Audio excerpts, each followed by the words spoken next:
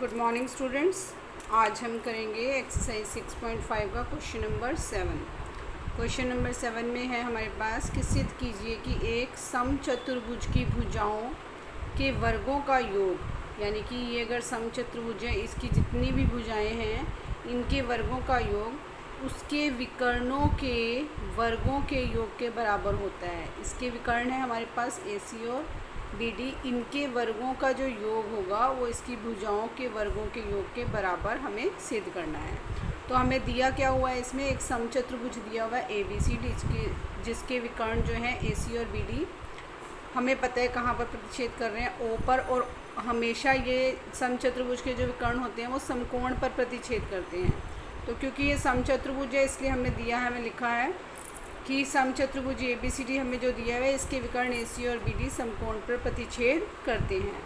सिद्ध हमें क्या करना है, भुजाओं के वर्गों का योग, यानी कि AB का वर्ग प्लस BC का वर्ग प्लस CD का वर्ग प्लस DA का वर्ग किसके इक्वल शो करना है, हमें इसको विकर्णों के AC का वर्ग प्लस BD के वर्ग के बराबर इसको शो करना है। तो पत्ती में हम क्या लिखेंगे कि ABCD एक क्या है, समचतुर्भुज। तो इसकी जो सारी भुजाएं हैं वो क्या होती हैं, समान होती हैं। इनकी भुजाओं की लंबाइयाँ समान होती हैं, लेकिन जो एंगल है वो 90 का नहीं होता। हमारा जो वर्ग होता है, वर्ग में और समचतुर्भुज में यही फ़र्क होता है कि वर्ग में जो हमारा एंगल होता है वो 90 का होता है, लेकिन समचतुर्भुज में हमारे जो एंगल्स होते हैं वो 90 के नहीं होते और भुजाएं दोनों में बराबर होती हैं। तो क्योंकि ये समचतुर्भुज है इसलिए इसकी भुजाएं क्या होंगी, बराबर होंगी। और क्योंकि ये इसके जो विकर्ण हैं वो समकोण पर प्रतिच्छेद करते हैं, तो हमारे ये वाले जो एंगल्स होंगे ये कितने के होंगे, 90 डिग्री के, यानी कि angle AOB, angle BOC, angle COD और एंगल DOA, ये क्या होंगे, हमारे 90 डिग्री के होंगे। अब क्योंकि समचतुर्भुज के जो कर्ण होते हैं वो समकोण पर प्रतिच्छेद करते हैं, ये इसका रीज़न रहेगा। मैंने ये जो लिखा है, ये 90 लिखा है, वो इसलिए लिखा है क्योंकि इसके विकर्ण समकोण पर प्रतिच्छेद करते हैं। अब मैंने यहाँ पर लिखा है OC = OA बराबर 1/2 AC। अब क्यों लिखा है इसको 1/2 AC, क्योंकि ये समद्विभाजित भी करते हैं। समकोण तो होते ही हैं और ये समद्विभाजित भी करते हैं, इसलिए हमारा जो OA होगा और OC होगा वो बराबर होंगे। ऐसे ही OB और OD जो होंगे वो बराबर होंगे। तो OA और OC जो होंगे वो 1/2 AC के बराबर होगा और OB और OD जो होगा वो हमारा 1/2 BD के बराबर होगा। यही हमने यहाँ पर लिखा है। उसके बाद हम ले लेते हैं त्रिभुज OAB। इसमें हमारा ये जो त्रिभुज है OAB हमें हमारे पास जो OA है वो 1/2 AC के बराबर है और जो OB है वो हमारे पास 1/2 BD के बराबर है। तो अगर हम इस त्रिभुज पे पाइथागोरस प्रमेय लगाएं, क्योंकि यहाँ पर हमारा समकोण बन रहा है, तो ये हमारा कर्ण होगा, एक आधार होगा और एक लंब होगा। तो यहाँ पर जब हम पाइथागोरस प्रमेय लगाएंगे इस त्रिभुज पर, तो क्या आ जाएगा हमारे पास, OA² + OB² = AB²। यही मैंने यहाँ पर लिखा है। पाइथागोरस प्रमेय जो है मैंने यहाँ यूज़ की है त्रिभुज OAB में। एंगल AOB जो है वो 90 है, OA मैंने 1/2 AC के बराबर बताया और OB जो है वो 1/2 BD के बराबर। तो पाइथागोरस प्रमेय लगाइए इस पर, तो हमारे पास आ गया OA² + OB² = AB²। अब यहाँ पर मैंने OA और OB की जो है वैल्यूज़ रखी हैं, तो यहाँ पर आ गया 1/2 AC का वर्ग और यहाँ पर 1/2 BD का वर्ग। 1/2 का जब वर्ग करेंगे ये आ जाएगा हमारे पास 1/4 और AC का स्क्वायर। ऐसे ही यहाँ पर आ जाएगा BD²/4 और ये आ गया हमारे पास AB²। अब हम क्या करेंगे, इसका LCM लेंगे। LCM आ गया हमारे पास 4 और यहाँ पे हमारे पास इक्वेशन आ गई AC² + BD² = AB²। ये जो 4 है ये इधर जाकर मल्टीप्लाई हो जाएगा। यहाँ पर ये जो 4 है हमारे पास ये इधर जाके मल्टीप्लाई हो जाएगा जो LCM लेकर आया, तो हमारे पास इक्वेशन बनेगी AC² + BD² = 4AB²। ये देखिए यहाँ पर हमारे पास इक्वेशन आई है AC² + BD² = 4AB²। अब इसकी तो हम सेम ही रहने देंगे, A C square plus B D square. 4ab square को हमने लिख लिया A B square plus A B square plus A B square plus A B square, यानी कि 4 बार हमने इसको अलग अलग लिख लिया। अब हम एक बार तो इसको ए बी स्क्वायर ही रहने देंगे, दूसरी बार इसको बी सी के इक्वल लिख देंगे, तीसरी बार सी डी के इक्वल और चौथी बार डी ए के इक्वल। क्यों लिखा है? क्योंकि ये सारी भुजाएं जो हैं वो आपस में समान हैं और हमें सारी भुजाओं को जो योग है वो विकर्णों के योग के बराबर दिखाना था। तो यहाँ पर हमने ए बी स्क्वायर को जो है वो अलग अलग जो है वो चेंज कर दिया। तो यहाँ पर हमने प्रूव कर दिया कि A B square plus B C square plus C D square plus D A square जो होगा वो किसके बराबर होगा? A C square plus B D square. Next question है बेटा हमारे पास क्वेश्चन नंबर 8। इसमें हमें ये आकृति दी हुई है। इस आकृति में इन्होंने ये कहा हुआ है कि त्रिभुज ए बी सी के बीच में कोई भी बिंदु ओ है और ओ डी, ओ ई और ओ एफ जो हैं इन भुजाओं के ऊपर लंब हैं। ओ डी जो है वो बी सी पर लंब है, ओ ई जो है वो ए सी पर लंब है और ओ एफ जो है वो बी सी पर लंब है। ये हमें इन्होंने यहाँ पर दिया हुआ है और हमें दिखाना क्या है, यानी कि प्रूव क्या करना है कि O A square plus O B square plus O C square minus O D square minus O E square minus O F square किसके इक्वल शो करना है हमें? Is equal to A F square plus B D square plus C E square के equal show करना है, यानी कि ये वाली चीज़ हमें शो करनी है ओ ए। तो ओ ए तो हमारे पास यहाँ पर कोई भुजा नहीं है, तो इसके लिए हमें क्या करना पड़ेगा? इनको मिलाना पड़ेगा। तो ये अभी हम करेंगे। और सेकंड जो हमने है वो प्रूफ करना है A F square plus B D square plus C E square, ये किसके इक्वल शो करेंगे हम? A E square plus C D square plus B F square, यानी कि यहाँ पर जो हमारा ए एफ स्क्वायर है प्लस बी डी स्क्वायर है प्लस सी ई स्क्वायर है, उसको हमने करना है A E square plus C D square plus B F square, यानी कि जो इनकी भुजा ये हाफ ये बाकी पार्ट्स बचे हैं इनकी वर्गों के योग के बराबर दिखाना है, इनके वर्गों का योग। तो हमें दिया क्या हुआ है कि एक त्रिभुज दिया हुआ है जिसके अंदर कोई भी बिंदु ओ है और हमें ये ओ डी लंब बी सी पर, ओ ई लंब ए सी पर और ओ एफ लंब ए बी पर दिए हुए हैं। और सिद्ध क्या करना है? जो यहाँ पर दिया हुआ था वही मैंने यहाँ पे लिखा है कि ये हमें सिद्ध करना है। अब यहाँ पर हम एक रचना करेंगे। रचना में हम क्या करेंगे? त्रिभुज ए बी सी में जो बिंदु ओ है उसको क्या करेंगे? यहाँ से ओ बी रेखा, ओ सी रेखा और ओ ए रेखा को मिला देंगे, यानी कि इन बिंदुओं को मिला देंगे। यहाँ पर हमारा जो है पॉइंट ओ है, तो ओ को हम ए से मिलाएंगे, बी से मिलाएंगे और सी से मिलाएंगे, ताकि हमें ये समकोण त्रिभुज है वो मिल जाए। अब हम यहाँ पर कौन सा त्रिभुज लेंगे? समकोण त्रिभुज ओ एफ ए, ये वाला त्रिभुज लेंगे ओ एफ ए। ये वाला जो त्रिभुज है हमारा छोटे वाला, इसमें हम क्या लिख सकते हैं? ये देखो यहाँ पर हमारा 90 बन रहा है बेटा। जब ये 90 बनेगा तो एक आधार होगा और एक लंब होगा, तो ओ ए क्या होगा? हमारा कर्ण हो जाएगा। ये ओ ए जो है हमारा कर्ण है, तो ओ ए का स्क्वायर किसके इक्वल आ जाएगा? O F square plus A F square के इक्वल आ जाएगा पाइथागोरस प्रमेय से। लेकिन हमें वहाँ पर क्या चाहिए था? जो हमें सिद्ध करना है ओ ए के साथ माइनस ओ एफ चाहिए। तो हम क्या करेंगे? यहाँ पर ओ एफ को इस साइड ले आएंगे, तो यहाँ पर हमारे पास आ जाएगा ओ ए स्क्वायर, ये इधर आकर माइनस में हो जाएगा O F square is equal to A F square. ये आ जाएगी बेटा हमारी समीकरण 1। ऐसे ही अगर हम त्रिभुज ओ बी डी लेते हैं, यहाँ पे ले लें हम त्रिभुज ये वाला ओ बी डी, तो ये वाला हमारा 90 बन रहा है, तो इसमें से एक आधार होगा एक लंब होगा, तो ओ बी जो होगा वो हमारा क्या हो जाएगा? कर्ण हो जाएगा। तो यहाँ से हमारे पास आ जाएगा O B square minus O D square is equal to B D square. ये जो है हमारे पास A F square, B D square, C A square, ये हमने कौन से लिए हैं? ये हमने वो वैल्यूज़ निकाल ली हैं जो हमें यहाँ पर राइट हैंड साइड में चाहिए थी। तो हम क्वेश्चन में से ही देखेंगे हमें क्या चाहिए। तो जो हमें चाहिए हैं उनको हम एक साइड पे रखेंगे, जो हमें नहीं चाहिए उसको हम दूसरी साइड पे रखेंगे। तो यहाँ पर हमें ए एफ स्क्वायर चाहिए था, तो यहाँ पर मैंने ए एफ स्क्वायर जो है यहाँ पे रख लिया। ऐसे ही बी डी स्क्वायर रख लिया, ऐसे ही सी ई, क्योंकि यहाँ पर मेरे को ए एफ चाहिए, BD चाहिए और CE चाहिए। तो ये तीन इक्वेशंस जो हैं यहाँ पे बनेंगी। पहली ये बनेगी AF² जो है OA² माइनस OF² के। OBD में हम लेंगे तो OB² minus OD² is equal to BD²। और यहाँ पर हम लेंगे त्रिभुज OCE। त्रिभुज OCE में OC जो होगा वो हमारा कर्ण हो जाएगा, ये हमारा लंब और ये हमारा आधार। तो यहाँ से हम कर देंगे इसको OC² minus OE² is equal to CE²। तो ये हमारी तीनों इक्वेशंस बन गई। अब हमें यहाँ पर क्या दिखाना है, इन तीनों को प्लस करके दिखाना है।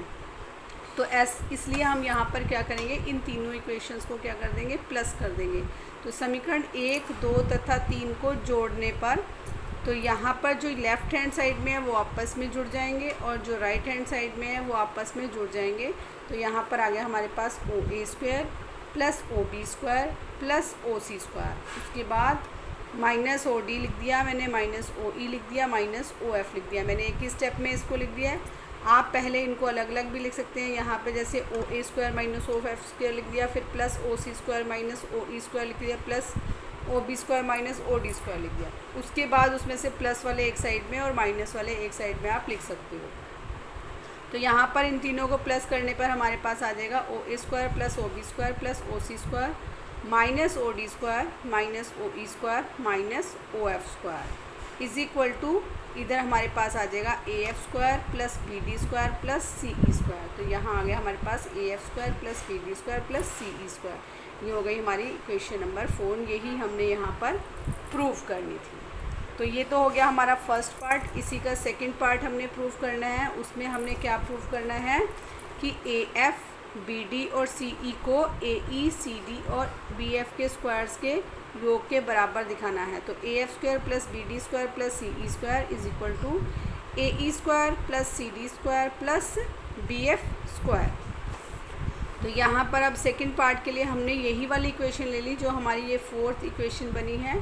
तो यहाँ पर हमारे पास आ गया OA² plus OB² plus OC² minus OD² minus OE² minus OF² is equal to AF² plus BD² plus CE²। ये जो हमारी इक्वेशन नंबर 4 है।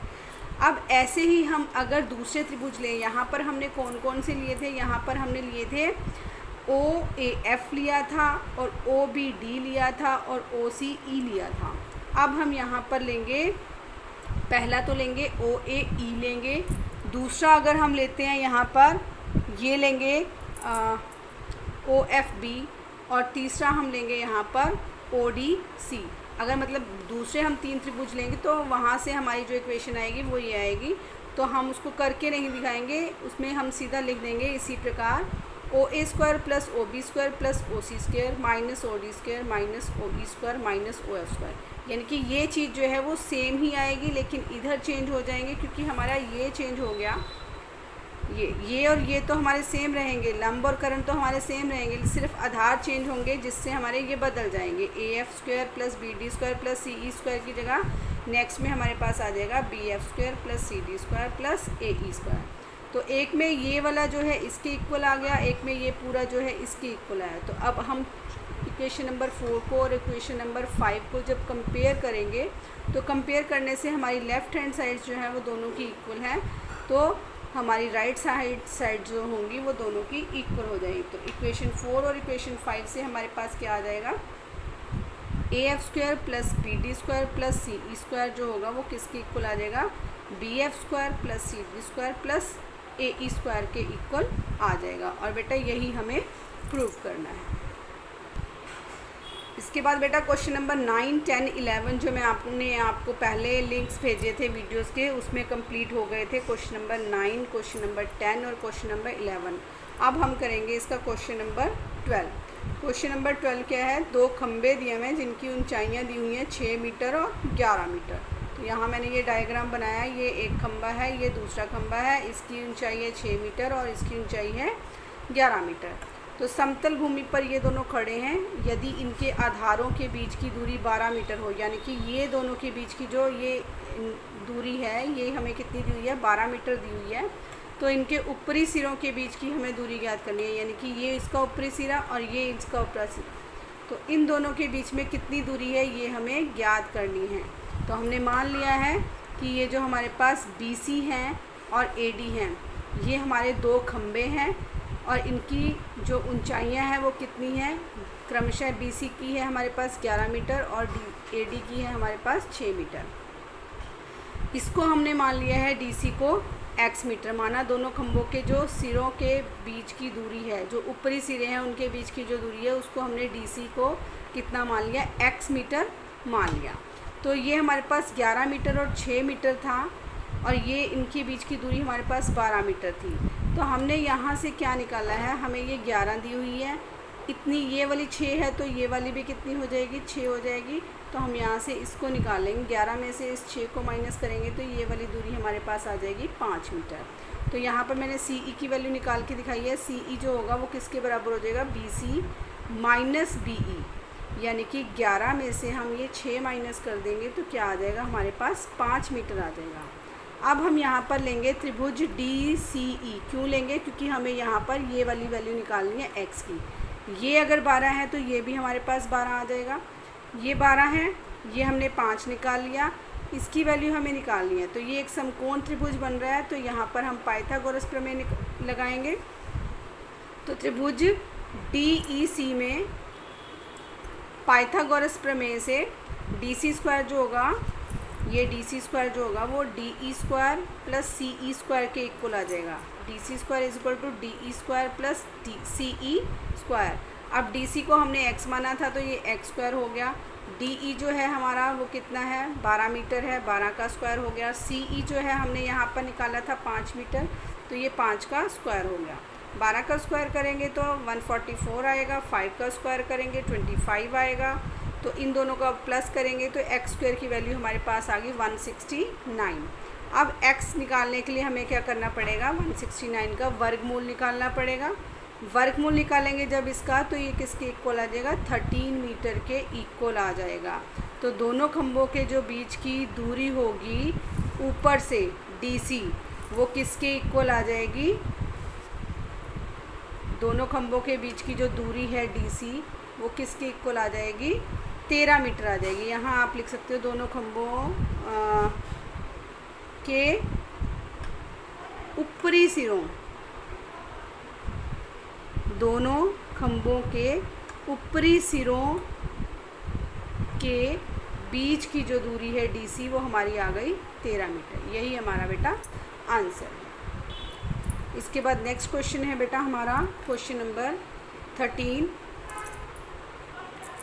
13 क्वेश्चन में क्या है, एक त्रिभुज ABC है जिसका कोण C जो है वो हमें समकोण दिया हुआ है। उसकी भुजाओं CA और CB पर क्रमशः बिंदु हैं D और E, यानी कि CA पर D बिंदु है और CB पर E बिंदु स्थित है। हमने ये सिद्ध करना है इसमें AE square plus BD square जो है वो AB square plus DE square के इक्वल है। तो जब ऐसा क्वेश्चन आता है तो हम कोई भी एक साइड लेके चलते हैं, उसमें जो भी हमें निकालना होता है उसको देख के हम इक्वेशन बनाते हैं। तो यहाँ पर हमें दिया क्या हुआ है, एक समकोण त्रिभुज दिया हुआ है ABC जिसका कोण C जो है वो समकोण है, यानी कि ये है हमारे पास ABC एक त्रिभुज है जिसमें ये वाला कोण हमारा क्या है, समकोण, यानी कि 90 डिग्री है। अब भुजाओं CA और CB पर क्रमशः बिंदु D और E स्थित है। CA पर हमारे पास है D बिंदु और CB पर हमारे पास है E बिंदु, ये हमें दिए हुए हैं और हमें सिद्ध क्या करना है, AE square plus BD square is equal to AB square plus DE square. अब यहाँ पर आप रचना कर लीजिए, इसमें आप लिखेंगे ED BD और AE, यानी कि हमारे पास ये बिंदु थे ED। तो हम यहाँ से क्या करेंगे, E को D से मिलाएंगे, E को A से मिला देंगे और B को D से मिला देंगे। B A से पहले ही मिला हुआ है तो हम इन दोनों को इन दोनों से मिला देंगे। E को A से भी मिलाएंगे, D को B से भी मिलाएंगे और E को D से भी मिलाएंगे, क्योंकि हमें जो यहाँ पर चाहिए DE भी चाहिए तो यहाँ से हमें DE मिलेगा, AE भी चाहिए, यहाँ से हमें AE मिलेगा और BD भी चाहिए, यहाँ से हमें BD मिलेगा। और ए बी तो हमारे पास यहाँ से मिल ही जाएगा हमें। तो ये सारे कर्ण हैं हमारे पास, एक ये कर्ण, दूसरा ये, तीसरा ये और चौथा ये वाले दो कर्ण जो हैं इन दो कर्णों के योग के बराबर आने चाहिए। तो अब हमने रचना में क्या किया, इनको आपस में मिला दिया, ई को ए से, बी को डी से और ई को डी से। तो अब हम लेते हैं यहाँ पर समकोण त्रिभुज ए सी ई। हमारे पास यहाँ पर है त्रिभुज ए सी ई, सी डी ई और बी सी डी और ए बी सी, ये 4 त्रिभुज हैं हमारे पास। इन चारों त्रिभुजों का हम यहाँ पर यूज़ करेंगे इस क्वेश्चन को करने के लिए।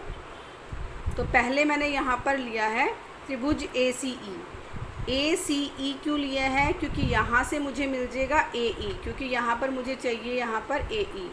तो हमने लिया त्रिभुज ए सी ई में, मैंने यहाँ पर ले लिया ए सी ई में ए ई का स्क्वायर इज इक्वल टू ए सी का स्क्वायर प्लस सी ई का स्क्वायर। ये कहाँ से आएगा हमारे पास, पाइथागोरस प्रमेय से। अब मैंने ले लिया त्रिभुज B C D. B C D क्यों लिया मैंने यहाँ पर, बी सी डी इसलिए लिया क्योंकि अब मुझे यहाँ पर क्या चाहिए, बी डी स्क्वायर चाहिए। तो मैंने ये देखा बी डी मुझे कहाँ से मिलेगा, अब मैंने वो वाला समकोण त्रिभुज ले लिया। तो यहाँ पर मैंने लिख दिया, अब बी सी डी में मैंने लिख दिया ये बी डी का स्क्वायर जो होगा वो किसके बराबर आ जाएगा, B C square plus C D square. तो B D square is equal to B C square plus C D square. ये हमारी सेकेंड इक्वेशन हो जाएगी। ये भी किससे आएगी हमारे पास, पाइथागोरस प्रमेय से। अब यहाँ पर हमने ए ई भी निकाल लिया, बी डी भी निकाल लिया। अब हमें क्या करना है, इसको जोड़ना है। तो हम इन दोनों इक्वेशंस को क्या करेंगे, जोड़ देंगे। तो यहाँ पर हमारे पास आ गया A E square plus B D square. जब हम 1 और 2 को जोड़ेंगे तो A E square plus B D square ये आ गया, और इधर क्या आ गया हमारे पास, A C square plus C E square plus B C square plus C D square. ये जो मैंने यहाँ पे लिखे हैं, ए सी स्क्वायर प्लस सी ई यहाँ से और B C square plus C D square यहाँ से। ठीक है, तो अब हमने क्या किया, ए सी स्क्वायर और बी सी स्क्वायर को इकट्ठा किया और यहाँ से सी ई स्क्वायर और सी डी स्क्वायर को अलग कर लिया। तो जब मैंने यहाँ पर ए सी स्क्वायर और बी सी स्क्वायर को इकट्ठा किया और यहाँ पर C E square plus C D square को इकट्ठा किया, तो आप फिर से डायग्राम पे पहुँचिए कि A C square plus B C square जो है वो किसके इक्वल होगा, A C square plus B C square. ये भी हमारा देखिए समकोण त्रिभुज है, A C square plus B C square से हमें मिल जाएगा ए बी स्क्वायर। ठीक है, तो यहाँ पर मैंने लिख दिया A C square plus B C square की जगह मैंने यहाँ पे लिख दिया ए बी स्क्वायर। दूसरा हमने इकट्ठा किया था C E square plus C D square. तो यहाँ पे आ गया हमारे पास C E square plus C D. तो सी ई और सी डी से मुझे क्या मिलेगा, यहाँ पर डी ई स्क्वायर मिलेगा। तो इनके स्क्वायर के योग के इक्वल में हम लिख देंगे यहाँ पर डी ई स्क्वायर। तो यहाँ मैंने इसकी जगह क्या लिख दिया, डी ई स्क्वायर लिख दिया। और यहाँ रीज़न क्या लिखा है मैंने, रीज़न मैंने लिखा है क्योंकि त्रिभुज ए बी सी जो है उसमें अगर मैं त्रिभुज ए बी सी लूँ तो ए बी स्क्वायर जो है वो A C square plus B C square के इक्वल होगा, और ई सी डी में जो डी ई स्क्वायर है वो सी D square plus C E square के इक्वल होगा पाइथागोरस प्रमेय से। जो मैंने आपको यहाँ बताया है वो आप यहाँ पर रीज़न लिखोगे। तो ये हमारा प्रूव हो चुका है, A E square plus B D square is equal to A B square plus D E square. तो इसको मैंने यहाँ पे लिख दिया और यही बेटा हमें प्रूव करना था।